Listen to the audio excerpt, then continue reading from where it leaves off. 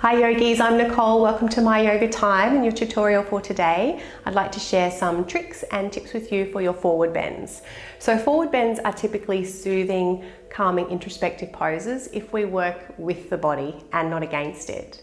Now, alignment cues are very important in your practice. However, sometimes we need to even adjust the alignment cues or tweak them a little because no physical body is the same. So how a posture feels and looks for one person is very different to the next. And quite often we can hear contradictory alignment cues, and sometimes that's dependent upon the lineage of yoga that you're practicing and what the intention is in that particular sequence. And that's something I dissect a little more in the teacher training, but today we'll just keep it basic. So forward bends, we need to consider what is it that we're trying to lengthen. Is it the back? Is it the hamstrings? Or is it both?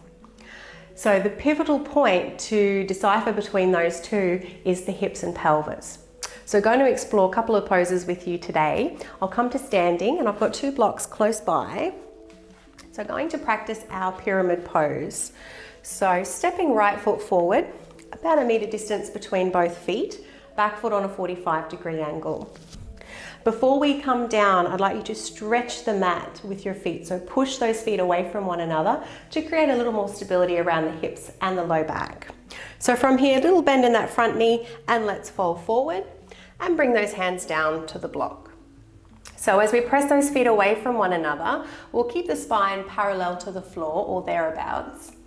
And I'll ask that you try and lift the tailbone as though you're bringing a little back bend into your forward bend. From here, let's gently press the palms down and try and draw them back a little as though you're trying to slide them back. Heart lifts, chin lifts, throat moves forward. And again, continue to press those feet away from one another. So as we lift the tailbone, we're creating more length in the hamstrings and the lower back's going to shorten a little. So you should be feeling this in about the belly of the thigh, the middle of the thigh. Now from here, if we're to bend the knee a little and fold down a little further, either with or without your blocks, ideally belly to touch the thigh. So you can bend this knee as much as you need to. Still stretching the mat with the feet, still pushing the palms down and forward. Now we'll tuck the chin in and round the back. So rounding the back might be enough for you, or you might even like to try and tuck the tailbone under here. So as soon as we round the back and try and tuck the tailbone, the back is lengthening, it's no longer shortening. And you still have a little sensation here in the hamstrings, but mostly in the back. Now it is possible to try and lengthen both hamstrings and back at the same time. However, for many people that can feel a little too intense. So it's okay to dissect the posture. For example, you might have been in a class where you come up and out a few times. So inhaling, half lift, stretching the mat, lifting the tailbone, and then exhaling to fold down, settling into the pose, rounding the back, tucking the tailbone. And your next posture will be a seated posture. So we'll take head to knee, Janu Shirshasana. So I've got right leg out in front. And again, just to keep some stability around the hips. Helpful here if you push the foot into the thigh and equally thigh into the foot. And for happy, healthy knees, a little squeeze behind the knee. So focusing on the hamstrings first, we'll inhale the arms up and begin to press down through that heel and exhale to fold forward. So if you can't reach the foot, you can always hold on to a strap. And similar to your pyramid pose, we're going to keep the heart lifted. So my drishti is to the big toe.